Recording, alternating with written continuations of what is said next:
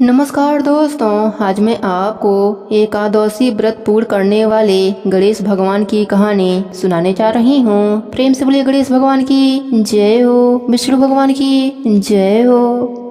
एक समय की बात है, एक गांव में एक बुढ़िया माई अपने परिवार के साथ रहती थी। बुढ़िया माई विष्णु भगवान की परम भक्त थी। वह हमेशा दोनों पक्षों की एकादशियों का व्रत करती और कथा सुनती थी।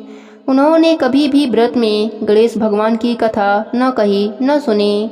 इस कारण से उनका व्रत अधूरा रह गया। पर बुढ़िया माई को इस बात का पता नहीं था। उनको लगता था कि वह तो पूरा व्रत कर रही हैं और उनके व्रत के पुण्य से उनको वैकुंठ लोक की प्राप्ति जरूर होगी। देखते ही देखते बुढ़िया माई की मृत्यु हो गई। उन्हें लेने यमलोक के दूत आए। वह देखकर घबरा गईं और बोलीं, मैंने जीवन भर विष्णु भगवान की भक्ति श्रद्धा भाव से किया, एकादशी का व्रत किया। मुझे तो लेने वैकुंठ लोक का विमान आएगा, मैं आपके साथ नहीं चलूंगी। इतना कहकर बुढ़िया माई रोने लगीं और विष्णु भगवान को पुकारने लगीं। विष्णु भगवान गरुड़ पर सवार होकर बुढ़िया माई के पास आए और बोले, बुढ़िया माई, तूने तो पूरी श्रद्धा से व्रत किया, पर तुमने व्रत में कभी भी गणेश भगवान की कथा न कही न सुनी। इसी कारण से तेरा व्रत अधूरा है। बुढ़िया माई विष्णु भगवान से जीवन दान मांगने लगी ताकि वह एकादशी का व्रत करके उसका पूरा पुण्य प्राप्त कर सके। इस प्रकार बुढ़िया माई को विष्णु भगवान ने 2 साल के लिए फिर जीवित कर दिया। अब बुढ़िया माई जीवित होते ही गणेश भगवान का नित्य नियम करना चालू कर दिया। एकादशी व्रत की कथा सुनती और अंत में गणेश भगवान की कथा सुनने लगी। इस प्रकार से 2 साल में बुढ़िया माई ने 4 एकादश पूरा कर लिया।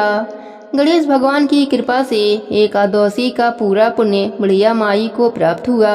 बुढ़िया माई की तपस्या से गणेश भगवान प्रसन्न हुए और बुढ़िया माई के सामने प्रकट होकर बोले, बुढ़िया माई, तुमने मेरे नित्य नियम के साथ ही व्रत में श्रद्धा पूर्वक कथा सुनी है, इसलिए मैं तुम पर अत्यंत प्रसन्न हूँ।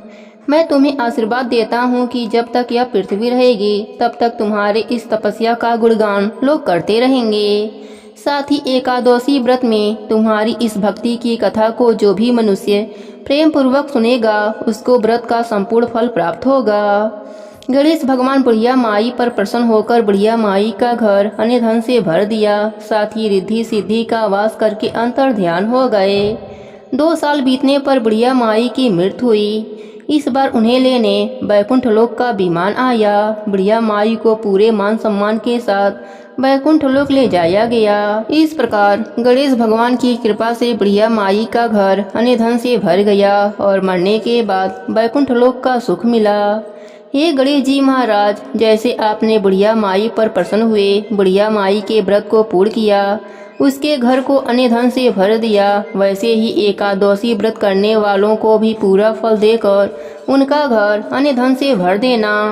कहानी अधूरी हो तो पूरी करना, पूरी हो तो मान रखना। प्रेम से बोलिए गणेश भगवान की जय हो, विष्णु भगवान की जय हो। पुराणों में वर्णन आता है कि एक बार सत्यवादी राजा हरिश्चंद्र ने सपने में ऋषि विश्वामित्र को अपना राज्य दान कर दिया है। अगले दिन ऋषि विश्वामित्र दरबार में पहुंचे तो राजा ने उन्हें अपना सारा राज्य सौंप दिया। ऋषि ने उनसे दक्षिणा की 500 स्वर्ण मुद्राएं मांगी। दक्षिणा चुकाने के लिए राजा को अपनी पत्नी एवं पुत्र तथा स्वयं को बेचना पड़ा। राजा हरिश्चंद्र को एक डोम ने खरीदा। डोम ने राजा हरिश्चंद्र को शमशान में नियुक्त करके मृतकों के संबंधियों से कर लेकर सौदा करने का कार्य सौंपा था।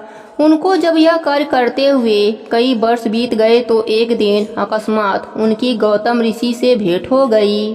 राजा ने उनसे अपने ऊपर बीती सब बातें बताई तो मुनि ने उन्हें इसी अजा एकादशी का व्रत करने की सलाह दी।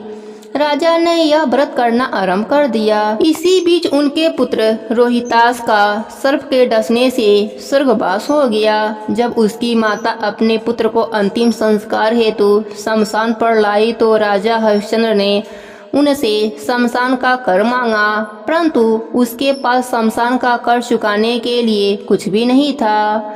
उसने चुंदरी का आधा भाग देकर शमशान का कर चुकाया। तत्काल आकाश में बिजली चमकी और प्रभु प्रकट होकर बोले, महाराज, तुमने सत्य को जीवन में धारण करके उच्चतम आदर्श प्रस्तुत किया है। तुम्हारी कर्तव्य निष्ठा धन्य है। तुम इतिहास में सत्यवादी राजा हरिश्चंद्र के नाम से अमर रहोगे। भागवत कृपा से रोहित जीवित हो गया। तीनों प्राणी चिरकाल तक सुख भोग कर अंत में बैकुंठ धाम को चले गए। प्रेम से बोलिए विष्णु भगवान की जय हो, गणेश भगवान की जय हो।